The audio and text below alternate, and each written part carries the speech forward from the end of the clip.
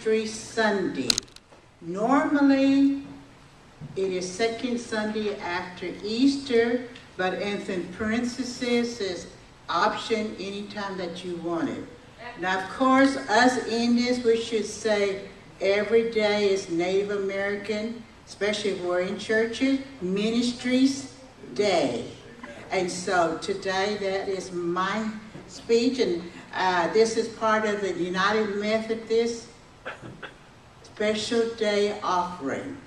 And back in 1988, the International Native American Caucus petitioned the General Conference to have a Native American Awareness Sunday. It was approved at that time. In 2000, at the General Conference, the name was changed to Native American Ministries Sunday. The purpose of that is to, and listen to this very intently, and then I'm going to come back to it a little bit later, says to serve to remind the church of the gifts and contributions made by Native American to our society. The goals this year, our last quadrennium, has been to educate Native American seminaries students that are obtaining their master's degree or attending an approved college. And you know a lot of pastors from the OIMC that have gone through that, and part of that money probably came from the Native American Ministry Sundays. And then plant Native American churches.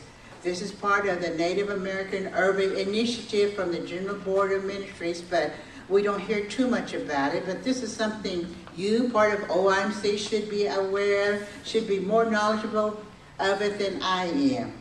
Then the last one is to cultivate Native American outreach. And listen to this, because this must have been very important. This was printed in the information at the national level.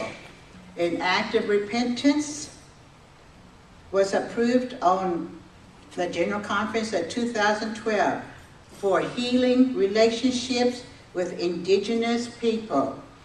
One small act along this path is to acknowledge the gifts and contributions of Native American.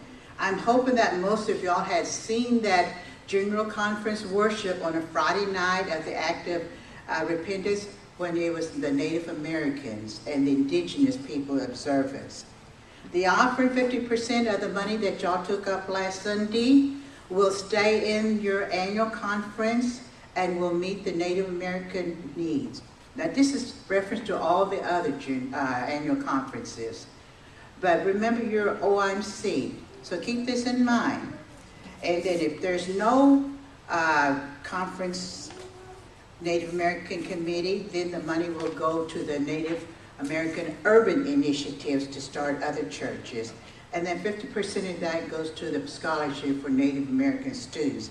And these are students not only in OIMC, but throughout the United States. Now, my question to you, Dallas Indian, you are an Indian church, part of OIMC. How are you letting the church know about the gifts and contributions that are made by Native American? You, your tribal people, your nations, your leaders, your community, your church. How are you getting the word out? Are you letting it stay within the four walls here? Then you're not meeting what they want you to do with the Native American ministries. Give people opportunity to ministry. And because I'm a member of the Silver Feathers here, I'm going to give you a couple examples. In 2010, Silver Feather co-sponsored and participated in our Tribal Elders Summit. And that was outside of this church. This is open to the community. But they had a chance to do an outreach, to share their heritage, share their language, and share the gifts and contributions especially made by their tribes. And a lot of the participants, a lot of y'all participate in that, and that's your first time to have somebody to ask you to do that for your heritage. The other one is 2013, last year, with the American Indian Heritage Day. The Silver Feather served on a panel discussing the general information about how they came to Dallas, especially with the federal relocation program, and how they survived.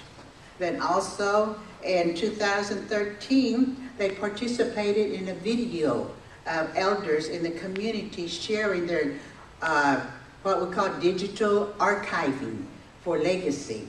Now we have several of our members here that are serving on our Heritage Day Committee as tribal elders, because we know that tribal elders, and we always say that, but sometimes we forget to honor them, that they're supposed to be important.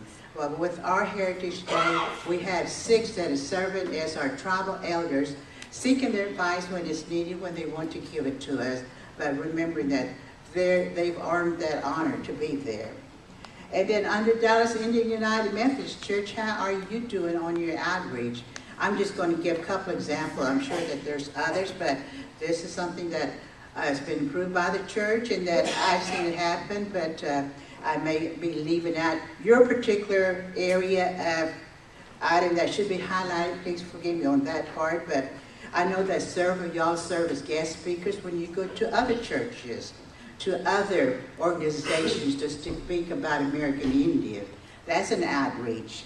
Participating in the North Texas Conference, remember when we used to do the International Christmas Festival on the first Sunday of December, we would go to an Asian church where other ethnics would be there doing their traditional Christmas celebration along with us. We haven't done that in several years because things change. And then the last one that I wanted to uplift is the deaf ministry. We have had for many, many years deaf audience here. Once upon a time we did have a speaker interpreter that would stand up here and interpret for the deaf audience that was here. We had languages, and I'm glad to see that y'all are doing that again, in addition to having a Bible study, because sometimes they're the invisible people. We forget that they also have ministry. They can heal, they can feel the music, they can feel the words, and just take time to watch them. They can really talk their hands off when they're talking to you. So they're just like us, except they happen to have different categories. And then some of the other examples that different annual conferences throughout the United States are doing is, of course, scholarship to help their own particular Indians with the ministry needs.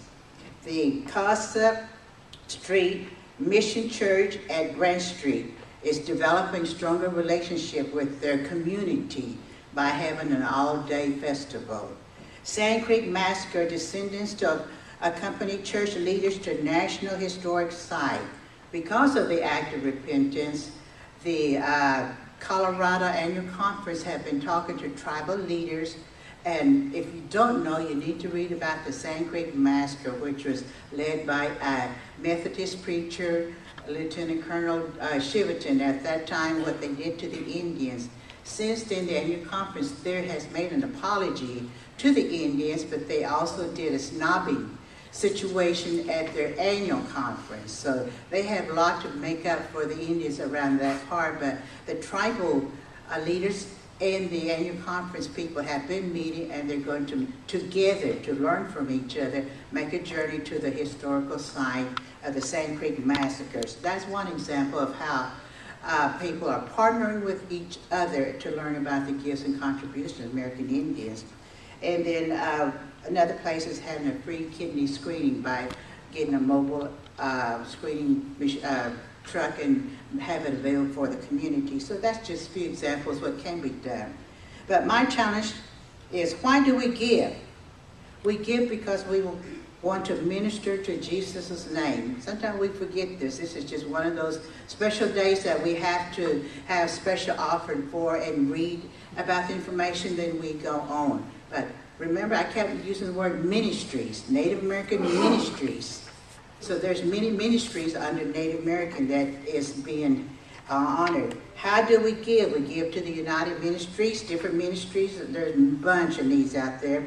Special day advances days and other needs as they come through the United Methodist General Conference destination days. Your impact, my challenge to you now is, just don't be observing Native American Ministry Sunday by sitting in the audience listening to a speaker and giving money. Because you should think, why am I doing that? I'm helping other Indians, but I'm an Indian here in an Indian church, in an Indian conference in the city of Dallas. That means they're helping us also. Have you applied for a grant? Have you tried to do something that could be outreach? That's where I want you to, we're always saying we wear two hats, or we walk two paths. You're sitting there, and I hope that you're thinking about, yes, I do have two hats. I'm an Indian. What am I doing to advance the movement, contribution gifts of American Indian? What am I doing? One of the goals was community outreach. What am I doing, or what is our church doing? And so today, being Native American Ministry Sunday, is a special time to think about Native American who dreams a better life. This is what the other non-Indians are probably thinking, should be thinking, how can we help the Indians dream a better life? Are you dreaming a better life for yourself here in the Dallas area for the church? On Native American Ministry Sunday, we show people we love them, and we do whatever we can to help them achieve their dreams. Now that's the non-Indians saying that to us on their printed materials. On the flip side, what are you doing? You're the lone Indian church here in the Dallas. What are you doing to the Dallas community, to the other Indians? We have a special offering today to help Native American make dreams come true. What does it mean to make a dream come true, or dreams come true? Some of you, you've been very fortunate, you've been very lucky. Your dreams have come true. Many of you, you're still dreaming, and what can the church, what can the special offering do to help you? And it means giving people whatever they need to do their very best. And so just a short presentation on Native American Ministries Sunday. There's many ministries to be done. You know some of those. You can do some of those. Don't be just an inactive participant. Be an active participant of the Native American Ministry Sunday. Thank you.